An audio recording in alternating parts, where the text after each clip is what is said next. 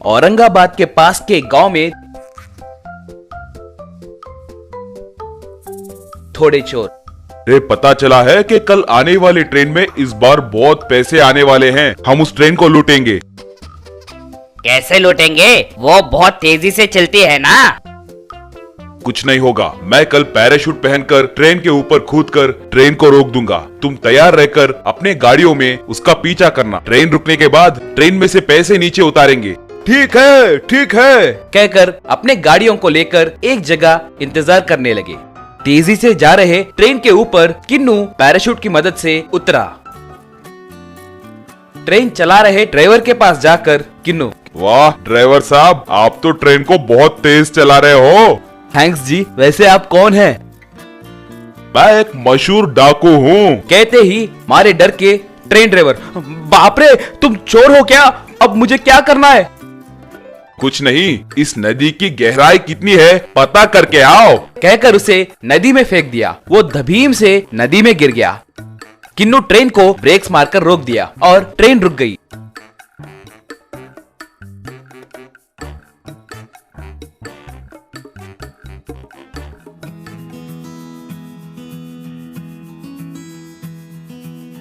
Train के पीछे रहे ट्रॉली के डिब्बों में बहुत पैसे थे। वो देखकर, भाई, इन्होंने अपना काम बहुत आसान कर दिया। जो सारे पैसे ऐसे खुला छोड़ दिए। चलो भाई चलो, जल्दी जल्दी इन पैसों को अपने गाड़ियों में लोड करेंगे। समय बहुत कम है। अगर यहाँ ट्रेन ज्यादा देर रुकी तो पुलिस वालों को शक होगा और वो यहाँ जरूर आएंगे। उनके आने से पहले हमें अपना काम निपटाना होगा। कहते ही सारे चोर उन पैसों को जल्दी जल्दी अपने गाड़ियों में लोड करने लगे।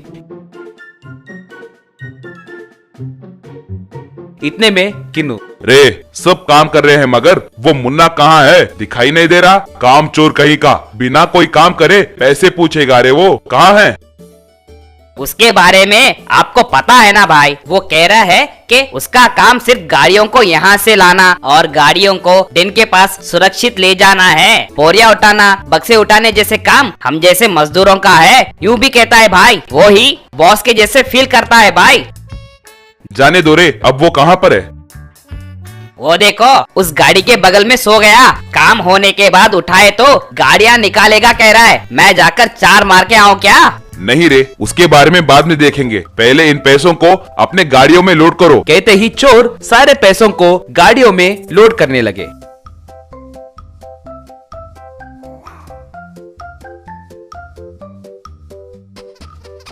तभी उन्होंने देखा कि उस ट्रेन के बगल में दूसरा भोगी भी था। वो एक सील्ड बॉक्स के जैसे था। वो देखकर विक्की, भाई, ये लोग इन पैसों से भी कोई कीमती चीज उस बक्से में रखकर सील डाले भाई। उतनी कीमती चीज को हम कैसे छोड़ेंगे रे? जाओ जाकर उसे भी तोड़ कर लाओ। भाई, ऐसे ताले तोड़ने का काम अपना मुन्ना का है। उसे जगाओ क्या? जाओ रे, जाकर उसे उठाओ। उसका हुनर दिखाने का समय आ गया है। बोलो। गाड़ी के बगल में सो रहे मुन्ना के पास जाकर उसे उठाते हुए विक्की, अरे मुन्ना, वहाँ एक बड़ा ताला है, उसे तोड़ना है। आओ, तुम्हारे काम करने का वक्त आ गया है। देखा ना, अपने गैंग में इतने कमीनों को रखकर भी वक्त आने पर मुझे ही बुला रहे हैं। जब ज्यादा जरूरत पड़े तो मुझे ही बुलाना पड़ रहा है ना। वही मेरा टैलेंट है रे, बच्चे कहीं के। हाँ ठीक है रे, तू और तेरा ये बिल्डअप। मुन्ना खाली हाथ वहाँ से आने लगा। उसे देखकर विक्की, रे मुन्ना, ऐसे खाली हाथ क्यों आ रहे हो? वो बड़ा ताला है रे। वो तुम्हारे जैसे नालायकों के लिए बड़ा होगा, मगर मेरे पास रहे छोटे पिन से भी मैं उसे खोल दूंगा। चलो वो काम देखते हैं। कहकर उस बक्से के पास गया।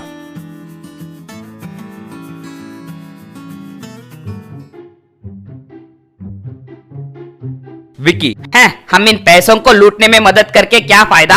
तुम तो अच्छे से कोई कीमती चीज चुराने में मदद कर रहे हो। अगर सच कहूँ तो सीनियर सीनियर ही होते हैं। यही मेरी खासियत है रे। कहकर उस बक्से पे लगे ताले को चुटकी में खोल दिया।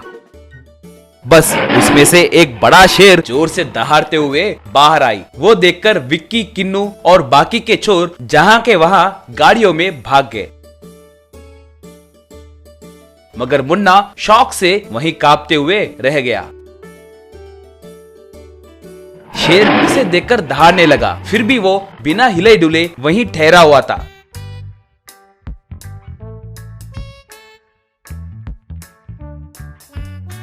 शेर उसके पास आकर उसके इर्द गिर्द घूमने लगी।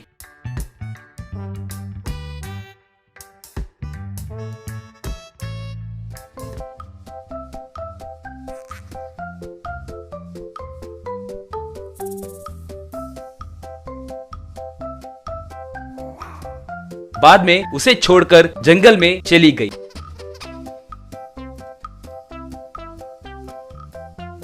बाद में बाकी के चोर मुन्ना के पास आकर, रे मुन्ना जिंदा है या मर गया? जिंदा है, मगर वो अपने पैंट में ही सूसू कर लिया, पूरी पैंट गीली हो गई। सीनियर सीनियर कहकर बिल्डअप देता था ना, अब सूसू करने में भी वही सीनियर है। कहकर हंसते हुए चोरी के पैसों को आपस में बांट लिए। Golden egg farming fish. बहुत समय पहले एक गांव में जगदीश नाम का एक मुर्गियों का व्यापारी हुआ करता था। गांव में उसका एक बड़ा मुर्गियों का फार्म था।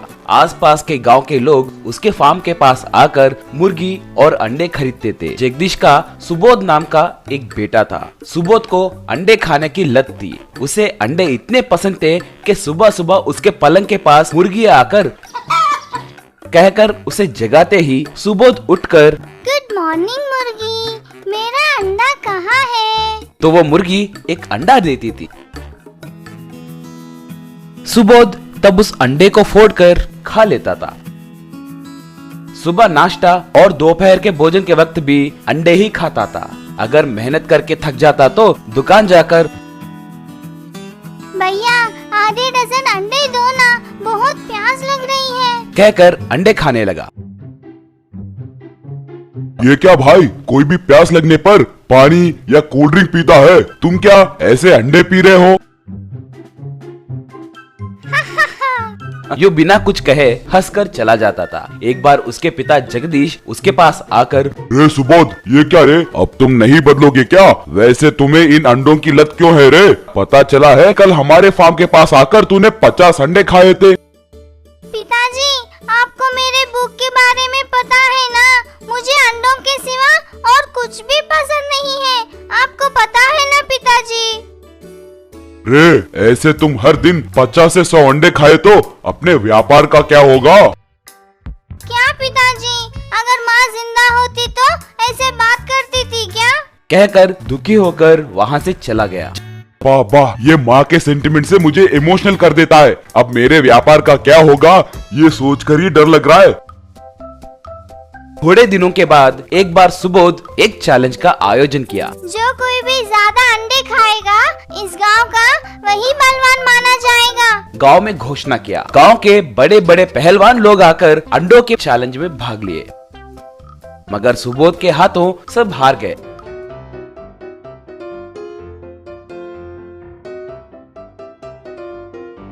उस रात जगदीश आकर, रे सुबोध, सुबोध, यूं जोर से पुकारने लगा। सुबोध तब जल्दी जल्दी आकर, क्या पिताजी, क्या हुआ?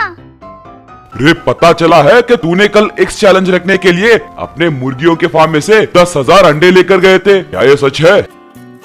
हाँ पिताजी, उस एक चैलेंज में सब लोग हार गए थे, मैं ही जीत गया। जगदीश तब उसे खींच के एक मारकर, रे अपना पूरा व्यापार बर्बाद हो गया है रे। वक्त पे अंडे सरफरा नहीं करने के कारण वो लोग पैसे वापस देने को कह रहे हैं। अब मैं उन्हें उतने पैसे कहाँ से ला कर दूंगा रे? जाओ जाओ यहाँ से, कहकर उसे घर से निकाल दिया। सुबोध बहुत दुखी हुआ और वहाँ से जाने लगा।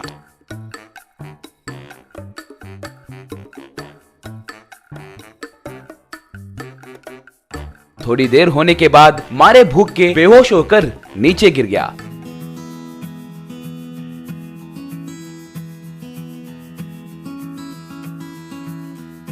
तब एक किसान आकर उसे बचाकर उसे खाना खिलाकर, बेटा क्या हुआ?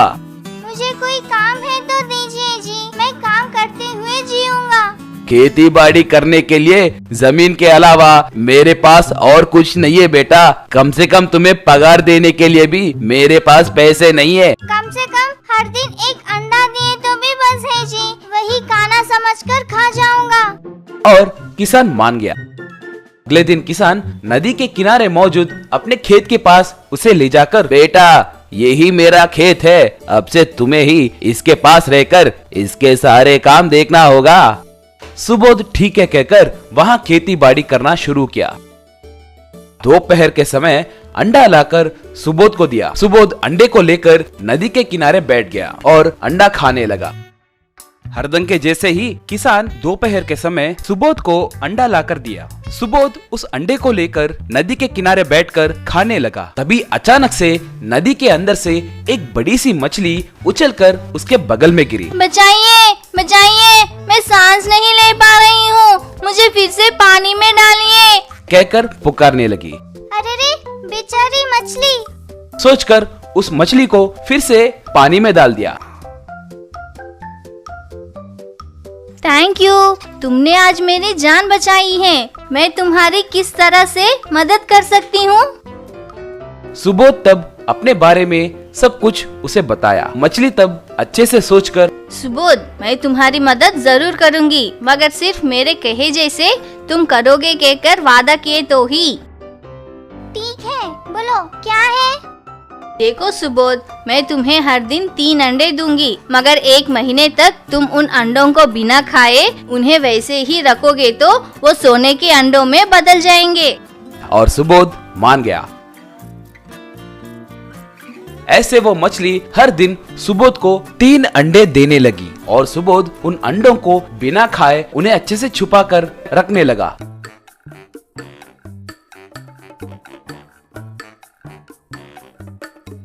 ऐसे 1 महीने तक उन अंडों को बिना खाए छुपा कर रखने की वजह से वो अंडे सोने के अंडों में बदल गए। सुबोध तुरंत उस मछली को नमस्कार करके, बहुत धन्यवाद, इन अंडों की मदद से मैं अपने सारे समस्याओं को परिष्कार करूंगा। मुझे अब अंडों की लत भी छूट गई है, कहकर थोड़े अंडे उस किसान को देकर बाकी के अंडे अपने पिता को दे दिया। फिर से अपने व्यापार को अच्छे से चलाने लगा।